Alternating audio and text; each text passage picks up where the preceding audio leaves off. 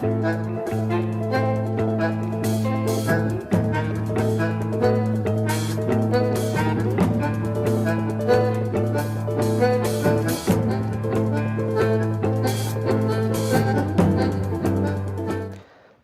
Gerardo Pisarello, soy diputado por Barcelona en el Grupo Confederal de Unidas Podemos en Comú Podem Galicia en Comú.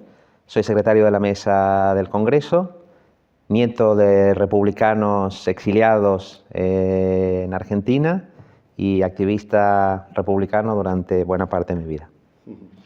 Bueno, pues bienvenido al canal de Izquierda Republicana, Gerardo. Vamos a empezar por una serie de preguntas referentes un poco a la actualidad política que en estos momentos está pues protagonizando un poco la vida en España.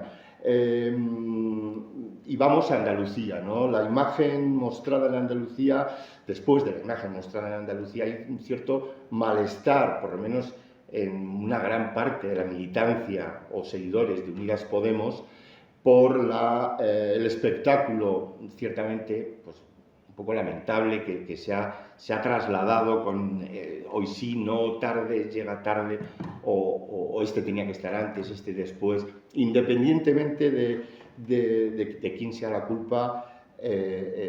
¿Qué sensación te ha quedado después de ver lo que ha ocurrido y cómo Podemos, en este caso, no puede presentarse o no puede estar en las elecciones de Andalucía? Bueno, yo creo que las fuerzas de izquierda en general tenemos que reaccionar lo más rápido posible, no perder de vista qué es lo que hay adelante. Hay una señora que se llama Macarena Olona allí, que representa lo peor del pensamiento neofranquista reaccionario. Andalucía es un sitio muy importante para la gente trabajadora, para la gente de origen popular. Hay que frenar a esta gente, hay que plantear una alternativa y creo que más allá de los dolores personales que cada uno pueda tener y las dificultades objetivas que haya hoy para organizar, digamos, algo amplio donde quepan muchas fuerzas políticas, hay que mirar hacia adelante y saber que nuestro deber, nuestra tarea histórica es poder frenar al fascismo con una posición, una iniciativa política que sea creíble para la ciudadanía del común. Empezaste, o por lo menos tu trayectoria política hasta la actualidad, el último tramo, estuvo muy vinculada a la alcaldesa de Barcelona, Ada Colau, cuya unión con Yolanda Díaz hemos podido visualizar en varias ocasiones. ¿Crees, Gerardo, que el Frente Amplio, que gran parte o la mayoría de los simpatizantes y posibles votantes de Unidas Podemos en la actualidad creen a pie juntillas? Bueno, creo que es algo que hay que construirlo, ¿no? Es una experiencia nueva que no había existido antes y que requiere hacer simultáneamente pues varias cosas, ¿no? Primero, conservar a la gente militante, a la gente activista que nos ha acompañado durante todos estos años. Luego ir a buscar a mucha gente que se fue a su casa defraudada, que se fue a su casa desilusionada, y luego conectar con otros sectores de la población que quizás nunca votaron como opciones como nosotros, pero que ahora, digamos, las necesitamos. Las necesitamos, ya digo, si queremos frenar a un gobierno del PP y de Vox, que podríamos efectivamente tener, y si queremos que haya alternativas a la izquierda del Partido Socialista que sean realmente creíbles, cuando planteen un programa genuinamente republicano de honestidad en el ejercicio de la función pública, de impulso de la cultura participativa y obviamente de la justicia social, de la justicia de género, de la justicia climática. Pero está siendo una gestación un tanto accidentada y en un escenario mediático siempre perjudicial o al menos implacable con la izquierda. Y más en concreto con Podemos. O sea, el otro día los medios de comunicación prácticamente hacen un marcaje al hombre, como se diría en términos futbolísticos, cada acción, cada movimiento, cada palabra que parte de Podemos. ¿Cómo se puede manejar ese escenario tan hostil a una plataforma tan interesante como puede ser el Frente Amplio, o como se llame finalmente?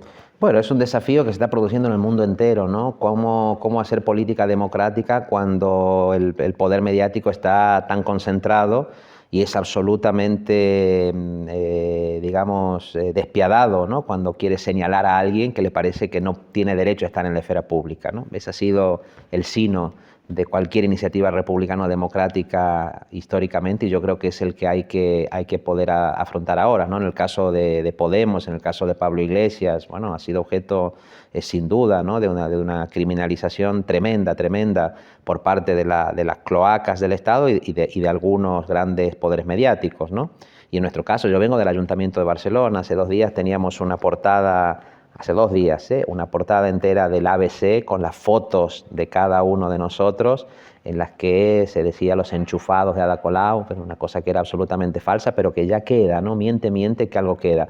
Pero bueno, hay que ser imaginativos e imaginativas, conectar con la gente en la calle y desarrollar también medios de comunicación alternativos. Tenemos que saber conectar con la gente por otras vías. Ningún proyecto de cambio transformador lo va a tener fácil. Y yo creo que lo que se inicie, si se inicia ahora, debe tener una mano seguramente en las redes sociales, pero debe tener otra mano en la calle, en el contacto concreto con la gente, en sus lugares de trabajo, en las plazas, en las escuelas. Es ahí donde hay que recuperar ese contacto. No se pudo hacer durante la pandemia. Durante la pandemia la conflictividad social republicana estuvo suspendida, pero yo creo que ahora es momento de recuperarlo. A veces la ciudadanía se pregunta si dentro de la izquierda sois conscientes, los que en estos momentos representáis a millones de ciudadanos españoles, si sois conscientes de la emergencia política, de la emergencia social, en cierto modo, en el que se encuentra España, también Europa por extensión, pero en concreto España, con una derecha y una ultraderecha que ya acechan claramente, están enseñando la patita, las patas de lobo debajo de la puerta. ¿Sois conscientes de lo que os estáis jugando o de lo que nos estamos jugando en estos momentos?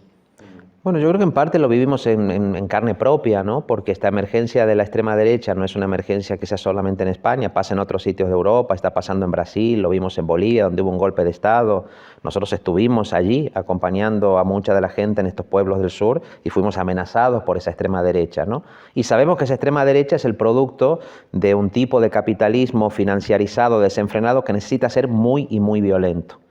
Y claro, frente a eso, frente a esa extrema derecha, que en muchos sitios tiene muchos vínculos con el poder mediático, con el poder judicial, con el poder militar, bueno, no es fácil plantear una alternativa democrática y, como digo, no ha sido fácil, sobre todo en la pandemia. Salimos de una pandemia donde la gente estaba muy angustiada, confinada en sus casas, la gente trabajadora, solamente los grandes privilegiados salían a los barrios ricos con palos de golf, ¿no?, a pedir libertad, que era la libertad para ellos, beberse su cerveza, aunque acabaran con la salud de todo el mundo. Y ahora hay que recuperar ese vínculo social, que me parece que es muy importante. No es fácil hacerlo desde las instituciones, de eso somos conscientes, porque las instituciones siempre llegan tarde y no llegan con la intensidad que tendrían que llegar a resolver las necesidades de la gente, ¿no? Nosotros aquí tenemos una mayoría parlamentaria que podría conseguirlo, creo que podríamos haber ido más lejos, que todavía estamos a tiempo, porque el desprestigio que se está produciendo de la política institucional es parte, sin duda, de una campaña deliberada de la derecha que sabe que ellos estarían mejor sin que haya controles políticos y que manden, ¿no?, realmente los grandes poderes económicos,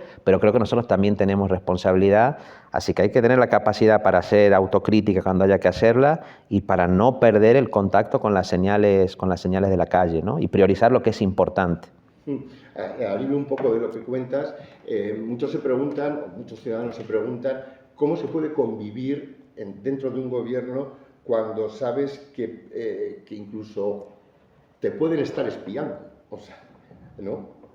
Es difícil la convivencia cuando los puntos de vista en cuestiones cruciales de la vida política o de la decisión política a veces divergen, tanto como puede ocurrir entre el Partido Socialista y Unidas Podemos.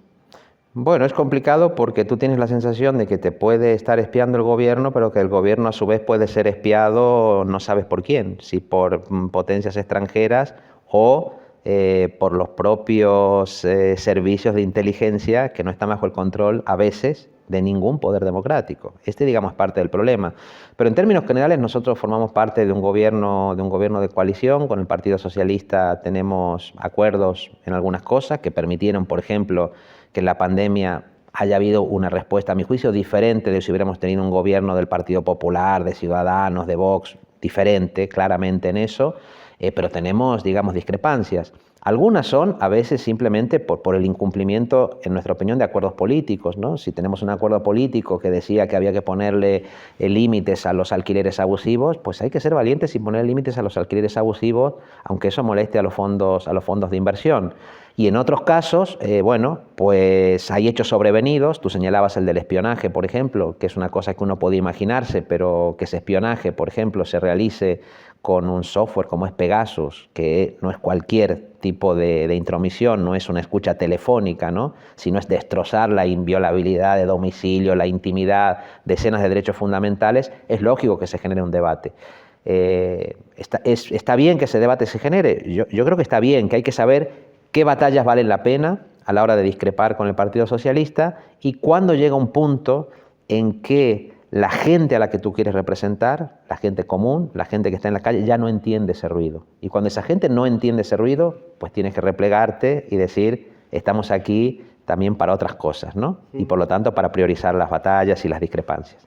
Estamos en un momento crucial y un momento realmente crítico, que no se sabe muy bien cuál va a ser el desarrollo de lo que queda de legislatura, si se van a convocar elecciones a corto plazo, si se va a agotar los plazos de esta legislatura y habrá en su momento elecciones, porque el Gobierno todavía goza de una amplia mayoría en el Congreso de los Diputados, la que le dio la presidencia a Pedro Sánchez. Pero ¿hasta qué punto este espionaje que ya se ha cargado, o ha rodado una cabeza por esta crisis, representa, si es el espejo un poco de lo que es la España franquista heredada y que nunca fue depurado? ¿Hasta qué punto este es el ejemplo palpable de que este país no fue depurado cuando debía de haberse depurado? Bueno, yo estoy convencido de que el movimiento antifranquista consiguió muchas cosas, ¿no? Que parecían, digamos, imposibles, porque el dictador murió en su cama, pero en la calle se consiguieron, digamos, muchas cosas, ¿no? Lo que ocurre es que ese gran movimiento que fue el movimiento antifranquista, pues no consiguió revertir otras, como por ejemplo la presencia de sectores del franquismo en las estructuras militares, en las estructuras del Poder Judicial. Se hicieron, digamos, algunos cambios, pero estamos viendo que muchos de esos cambios o fueron limitados o fueron revertidos. Sobre todo a partir del gobierno de Aznar en adelante se produce como una segunda gran, digamos, reversión que se profundiza con el gobierno Rajoy, cuyas consecuencias estamos viendo hoy, ¿no? Un poder judicial, digamos que sus estratos superiores está prácticamente controlado por una derecha radicalizada. Dentro de la propia estructura policial vemos que sindicatos vinculados a la extrema derecha ganan directamente las elecciones, y luego vemos que hay un infraestado, ¿no? Que actúa bajo, digamos, a través de policías patrióticas, etcétera, etcétera, que también puede acometer actuaciones, digamos, que son incompatibles con una democracia mínima de ese nombre, ¿no? Pero ya digo, me parece que esto es parte de un régimen, ese régimen de la segunda restauración borbónica, con el que precisamente hay que romper. Ahora que está saliendo lo del espionaje, bueno, nosotros estamos discutiendo aquí lo del espionaje, pero hay un juez británico, Matthew Necklin, que lo que está investigando es que el rey emérito Juan Carlos I llevó a los servicios de inteligencia españoles, concretamente a Sáenz de Roldán, a acosar a quien había sido su socia, digamos, en operaciones de comisiones, en operaciones económicas, que fue Corina Larsen. Es decir, que si desde la propia jefatura del Estado se utilizaba a los servicios de inteligencia para negocios privados, ¿qué no puede pasar, ¿no? Y yo creo que buena parte de los orígenes de todo eso está en ese régimen heredado de la transición, pero que tiene en la monarquía una pieza fundamental. Muy interesante lo que estás comentando, Gerardo, y voy a insistir un poco en el tema. ¿Es posible que desde un gobierno se pueda limpiar estas cloacas ocultas que hay en el Estado español, porque Pablo Iglesias el otro día decía que él sí se sentía un poco incapaz, o sea, él se sintió un poco incapaz, estando él como vicepresidente del gobierno y teniendo este objetivo como una de sus prioridades. Sí se sintió incapaz al ver las dificultades, los obstáculos tan grandes que existían para poder, digamos, meter la escoba y limpiar todo esto. ¿Crees que es posible que con una dimisión de la principal responsable del Centro Nacional de Inteligencia se pueda empezar a limpiar todo eso? Absolutamente, me parece totalmente insuficiente. Pero en general soy de la idea de que no hay ningún cambio que se puede impulsar exclusivamente desde un gobierno y menos desde un parlamento, si no hay una ciudadanía de calle organizada, con capilaridad social, que presione, que tenga, digamos, la posibilidad de hacer sentir su voz también, esa voz de la ciudadanía en las calles, en las televisiones, en las radios, en las universidades. Y eso es lo que digo que no tenemos ahora. Aquí hay una mayoría parlamentaria, progresista, plurinacional, de diferentes fuerzas políticas, somos todos antifranquistas, todos compartimos unos objetivos básicos de justicia social, de justicia climática, todos queremos una cierta regeneración, ¿no?, del aparato institucional, casi todas somos fuerzas republicanas. ¿Por qué cuesta avanzar? Bueno, porque no hay la suficiente presión social, no hay la suficiente capacidad organizativa en las propias calles, y porque luego estás batallando contra un régimen que tiene una dimensión estatal, ¿no?, que viene del franquismo, como tú comentabas antes, pero que también es un régimen europeo y es un régimen globalizado, ¿no? Si nos toca hacer política, intentar democratizar esferas básicas de la vida en un contexto de un capitalismo absolutamente desbocado, que no acepta ningún tipo de límites y que actúa a través de fondos de inversión, fondos buitre, gente que no se presenta a las elecciones, pero que vota prácticamente cada día, ¿no?, decidiendo dónde pone el dinero, de dónde lo quita. Es decir, esa dificultad hay que tenerla presente y no hacernos ilusiones en que eso se puede cambiar exclusivamente de las instituciones. Desde las instituciones se pueden hacer muchas cosas, pero, ya digo, si no hay una prensa vigilante, si no hay una ciudadanía movilizada y organizada, eso es muy complicado, y creo que en parte nuestra tarea es alentar para que eso se pueda construir, para que la gente no delegue, no todo se puede delegar en los representantes institucionales, que tenemos un papel que hacer, pero ya digo, para mí la autoorganización popular es la clave de cualquier cambio democrático y lo ha sido siempre históricamente. Hablando un poco, siguiendo un poco con el argumento que estás hablando, ese pulso que hay entre esos poderes que no se presentan a las elecciones pero que tanto deciden, y el poder político sí elegido soberanamente por los ciudadanos. Hemos tenido un ejemplo claro en unas declaraciones de Sánchez Galán, el presidente de Iberdrola, el máximo dirigente de la principal empresa gasística, energética española, llamando tontos a 10 millones, al menos 10 millones de ciudadanos, que estaban suscritos a las tarifas que había impuesto el gobierno porque eran más caras que las que ellos imponían tras la bajada de impuestos. ¿A qué te sonó al escucharle a Sánchez Galán, un hombre tan poderoso como Sánchez Galán, decir esto sobre millones de ciudadanos españoles, que normalmente coincide con gente en una situación de vulnerabilidad o gente clase trabajadora que tiene dificultades para llegar a final de mes? Bueno, por un lado me parece indignante, obviamente, ¿no?, porque es una exhibición obscena de la situación de privilegio y de impunidad en la que se encuentra, porque además, vergonzosamente, Iberdrola y otras grandes empresas habían presionado previamente a la Comisión Europea para que la posibilidad de establecer límites a los precios de la electricidad, en el caso de España, tuvieran un tope muy inferior al que pedía el gobierno, ¿no?, para ellos poder mantener sus beneficios. Por lo tanto, esa parte de indignación. Y luego esa sensación de que eso, por ejemplo, este señor no lo puede hacer en México. Y eso explica que mucha gente criticaba al presidente mexicano, Andrés Manuel López Obrador, cuando suspendió las relaciones con España. Cuando dijo, hay que suspender estas relaciones. ¿Cuál es la razón? La razón es que en México hay empresas como Iberdrola, dijo él, que no quieren cumplir con las normas.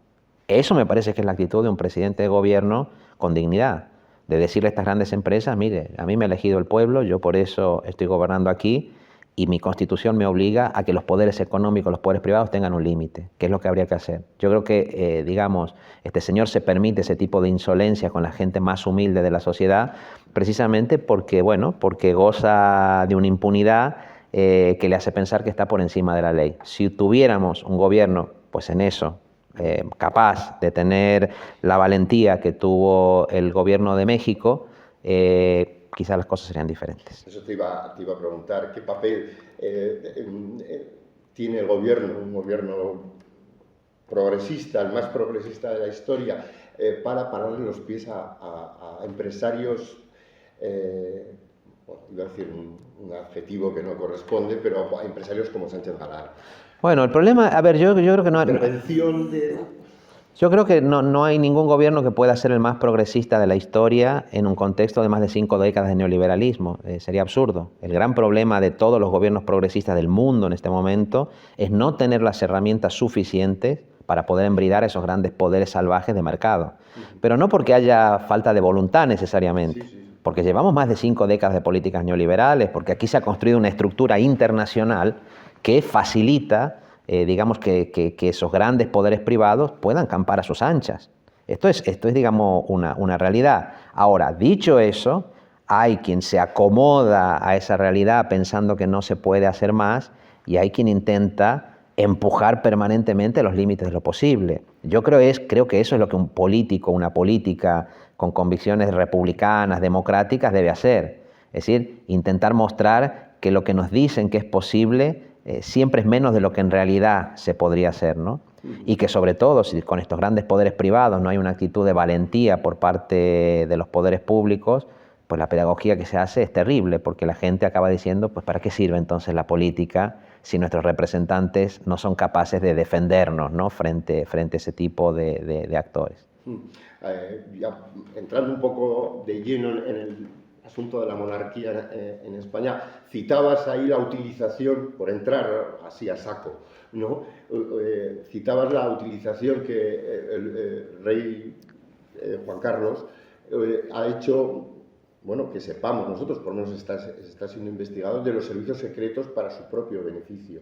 ¿Qué supone el desnudo, el rey desnudo de esa manera? ¿En qué situación queda en España un señor como bueno, pues, con 80 años que quiere volver a este país y que periódicamente le van sacando cada vez más trapos sucios y cada vez más sucios? Bueno, yo creo que la propia monarquía tiene un problema y quienes están intentando protegerla también, ¿no? Porque es verdad que aquí ha habido un plan deliberado para garantizar a toda costa la impunidad o, si se quiere, la no condena de Juan Carlos. Nosotros aquí presentamos más de 12 comisiones de investigación que no fueron aprobadas, ¿no? Que fueron bloqueadas por el Partido Popular, por Vox y por el Partido Socialista.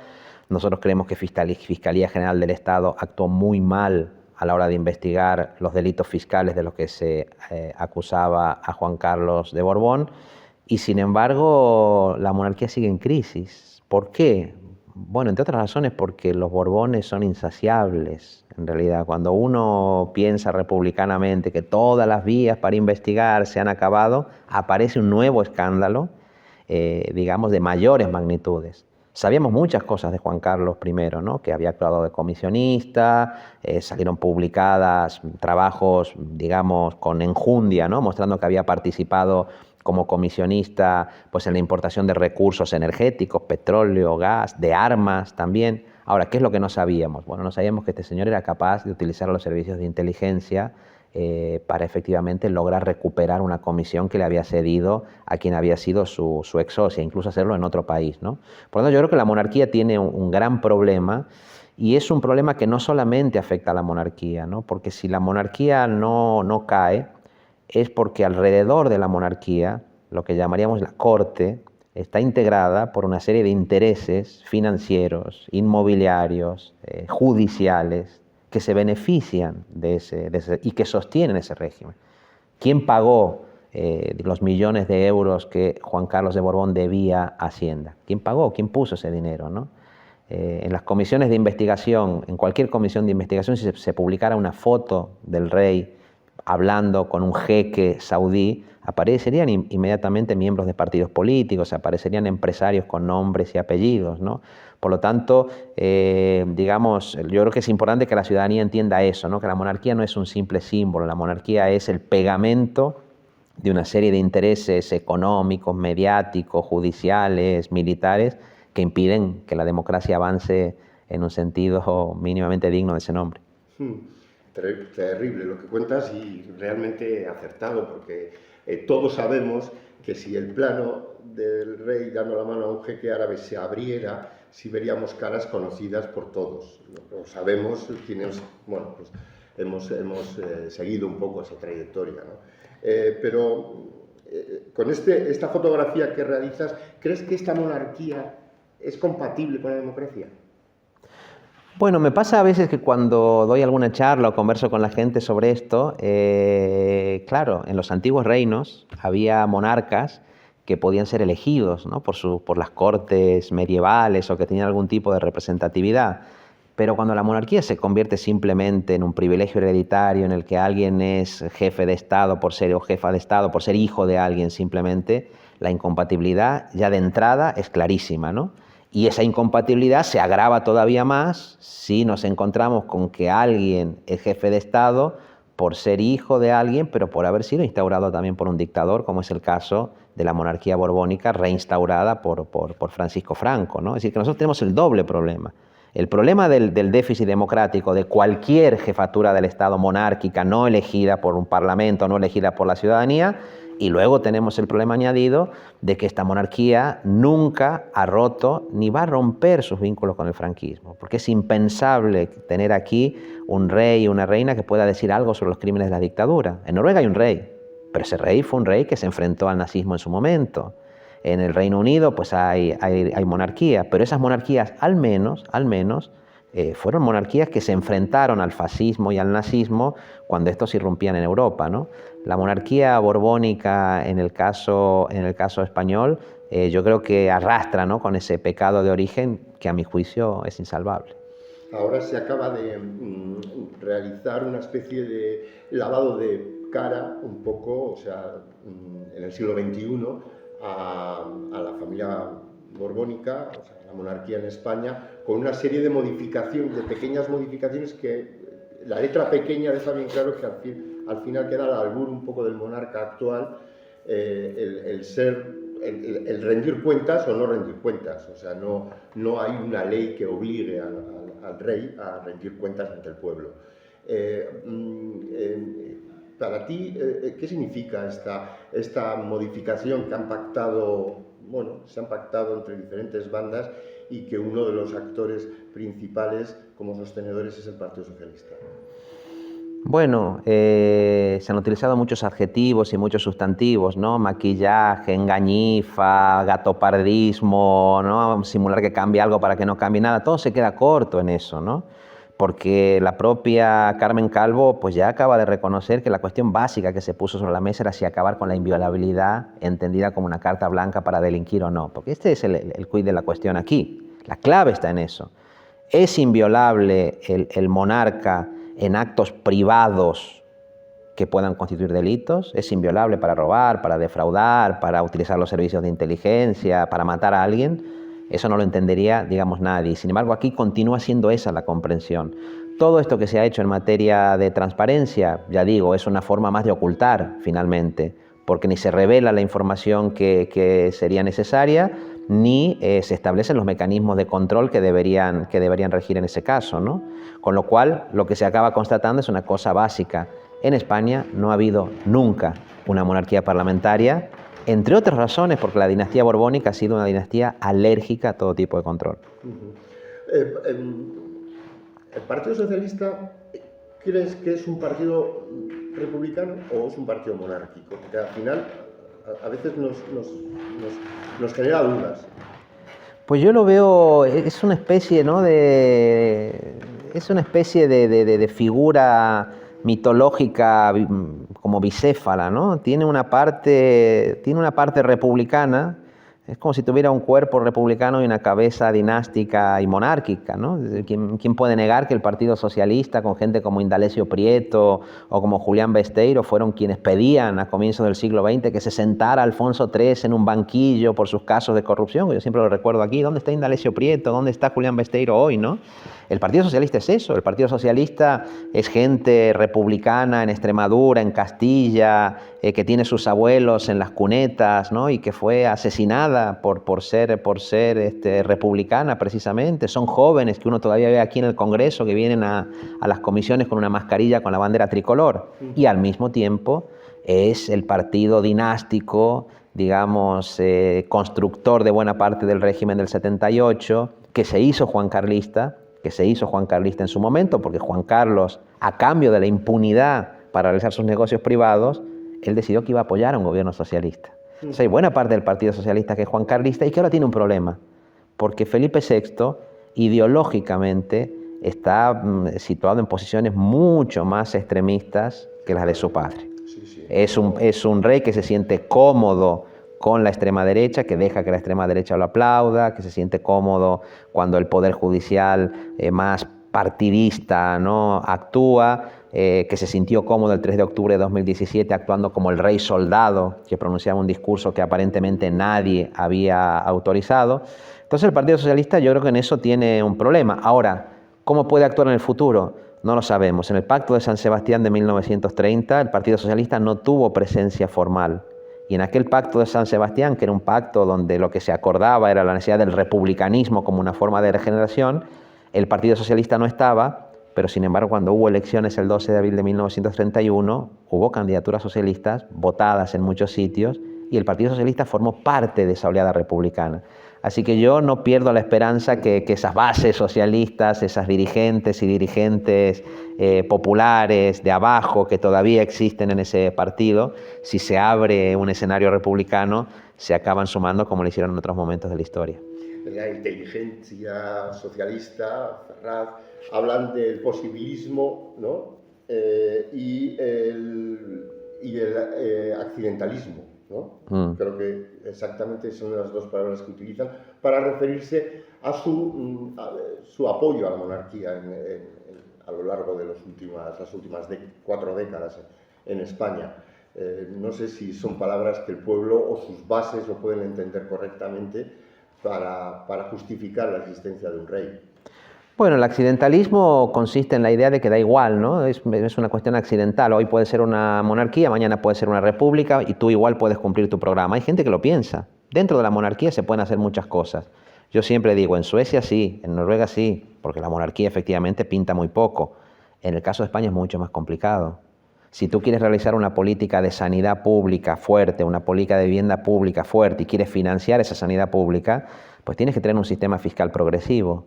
¿Cuál es uno de los principales impedimentos para que no exista un sistema fiscal progresivo? Pues una jefatura del Estado que defrauda por millones, que blanquea capitales y a la que, digamos, esto es lo peor, digamos, cuando esas cosas ocurren se hace todo lo posible para que, digamos, eso quede impune, ¿no? Por lo tanto, hoy la monarquía es en España un obstáculo objetivo para poder acabar con prácticas de macrocorrupción, para poder realizar plenamente objetivos de democracia económica, de democracia política, de democracia social. En otros sitios quizás no. Aquí me parece que esa incompatibilidad, digamos, es muy clara, ¿no? El Partido Socialista, como comentábamos antes, interioriza rápidamente una idea de posibilismo en virtud de la cual la realidad es lo que hay y poco se puede hacer para transformarla mucho más, ¿no? Yo creo que eso es una idea poco realista en realidad. Es poco realista y la historia lo demuestra. Benito Pérez Galdós lo decía de manera muy clara, ¿no? La historia es un ser vivo, no es un ser muerto. A veces reproduce, pero a veces innova. Y si durante siglos no destrona, un día destrona. Y si durante siglos duerme con reyes, un día se despierta en la cama del pueblo, porque el pueblo se ha indignado, porque el pueblo ha sufrido una serie de injusticias que hacen que quiera ir más allá. Cuando el pueblo quiere ir más allá, es importante que haya una dirigencia política republicana que sepa representar también esos intereses. Ojalá el Partido Socialista lo entienda antes de que sea demasiado tarde. ¿Confías en que este reinado de Felipe VI sea el último, Si la República puede, la Tercera República está cerca. Bueno, no podemos ser ingenuos en esto, ¿no? Cuando se produjo la primera restauración borbónica a finales del siglo XIX, la crisis era muy parecida a la que tenemos ahora, mucha desigualdad, mucha exclusión, desencanto político, y lo que hubo fue una salida autoritaria, la dictadura de Primo de Rivera. Y allí Alfonso XIII, el abuelo de Juan Carlos de Borbón, tuvo un papel importante. Es decir, que yo no descartaría, no quiero, y lucho para que eso no ocurra. Y en Andalucía hay que pelear para que no ocurra, pero podríamos tener una salida primo-riverista en la que creo que Felipe VI se sentiría cómodo, ¿no? Con Vox y con el Partido Popular. Eso podría ocurrir. Y podría ocurrir también que se vaya construyendo una alternativa republicana que existe. Hoy hay más diputados republicanos y republicanas que nunca en el Congreso. Ya no son 2 o 3 voces aisladas, hay gente que sube a las tribunas y dice las cosas que hay que decir aunque no le permitan investigar. Y cuando a la ciudadanía, aunque no lo pregunte el CIS, medios independientes le preguntan, uno ve que la gente joven no entiende ya que la monarquía sea una institución del siglo XXI y que mucha gente mayor, incluso gente que estuvo en el movimiento antifranquista y que se vio obligada a aceptar el juancarlismo como un mal menor, hoy se siente estafada y votaría por una alternativa republicana, ¿no? Por lo tanto, yo creo que esa partida está muy abierta, que no sabemos cuándo llegará. Pero si Portugal lo consiguió, si Italia lo consiguió, si Francia tiene una república, nada dice que en la piel de toro, en la piel de bravo, como decía Espriu, no pueda pasar. Y hablaremos otro día de esa confluencia panibérica que tú lo has hablado bastante y has escrito. Bueno, yo soy un gran iberista y además me considero no solamente diputado por Barcelona, sino que me considero diputado de ultramar también, como los viejos diputados aquellos americanos que venían a decirle a Fernando VII, o nos respetáis como pueblos libres e iguales o nos vamos. Y bueno, se acabaron yendo, ¿no? Pero esperemos que esa confederación ibérica y republicana se pueda construir. Oye, por último, Gerardo, eres un ferviente seguidor de la Primera República, que se habla tan poco de la Primera República porque está como, digamos, como ensombrecida por el influjo de lo que fue, obviamente por su final, por el final tan abrupto que tuvo con un golpe de Estado de la Segunda República. Pero tú reclamas, enarbolas un poco algunos principios que se estipularon en la Primera República, que nos dejó el legado de la Primera República. Cuéntanos un poco por qué ese amor hacia la Primera República. Bueno, porque efectivamente, digamos, creo que hay un discurso interesado en presentar la Primera República como algo caótico, pero la Primera República fue admirada por los países más avanzados de su tiempo. No en vano, Estados Unidos y Suiza, aquellos Estados Unidos que no eran todavía el imperio, digamos, que son hoy, aquellos Estados Unidos saludaron a la Primera República, también lo hizo Suiza, ¿no? Lo hicieron demócratas del todo el mundo, Marx y Engels quedaron deslumbrados por lo que el pueblo estaba consiguiendo, digamos, en España. Hubo un presidente como Pi Margall, ¿no? que fue seguramente el republicano, federalista, socialista, democrático más avanzado que existía en el siglo XIX. Y luego fue una república en la que los sectores populares, es cierto, tenían mucha impaciencia porque las injusticias eran muchas, e hicieron grandísimas cosas. Para mí el cantonalismo es una expresión de municipalismo radical, libertario enorme, ¿no? Ahí tuvimos alcaldes como Fermín Salvoechea, que era anarquista, que era lector de Thomas Paine, que lo que hicieron fue, digamos, pedir que se separara la iglesia del Estado, que la educación fuera pública, que se respetara el sufragio universal, que se dividieran la tierra, que se protegieran los bienes comunes. Yo creo que los grandes temas democráticos que tenemos en nuestra época ya fueron planteados en su momento en la Primera República, que le tocó vivir en un momento muy difícil, ¿no? Después de la Guerra de Prusia, que la Comuna de París había sido aplastada, pero que tuvo cosas magníficas, como por ejemplo ser una república antiesclavista y anticolonialista. No nos olvidemos que los republicanos federales del 73 apoyaban el levantamiento del pueblo cubano, apoyaban las rebeliones en Filipinas, porque eran coherentemente anticolonialistas, como habían sido los grandes republicanos franceses de 1793. Pues Gerardo, esperando que Pegasus no esté presente en esta charla republicana de la Primera República, pasemos dentro de no mucho tiempo a la Tercera República, damos un salto por encima de la Segunda, que terminó un poco mal, desgraciadamente, y todavía hay que saber por qué. ¿no? Cuáles fueron las consecuencias de ese terrible golpe de Estado. Y nada, desearte lo mejor, desearte que ese pacto de izquierdas global a nivel nacional de todo el Estado se confluya de una manera amable y amigable entre todos por un bien común y nada, desearte toda la suerte del mundo y agradecerte que nos hayas recibido en tu magnífico despacho, digamos, yo qué sé, decimonónico. Bueno, no, muchísimas gracias a vosotros. Que se sepan, quienes vean la entrevista no lo van a poder saber, pero hay una Federica Montseny y una foto del 14 de abril en Plaza Sant Jaume, en Barcelona, presidiendo de este despacho republicano. Esperemos que el recuerdo de la lucha de quienes nos antecedieron nos haga sabios y sabias y amables entre nosotros para construir la alternativa que hay que construir, y que si Pegasus está aquí, al menos si filtra algo, que filtre esta entrevista también para que hagamos pedagogía republicana a gran escala, ¿no? Aunque eso nos cueste luego dar con los huesos quién sabe dónde. Muchas gracias.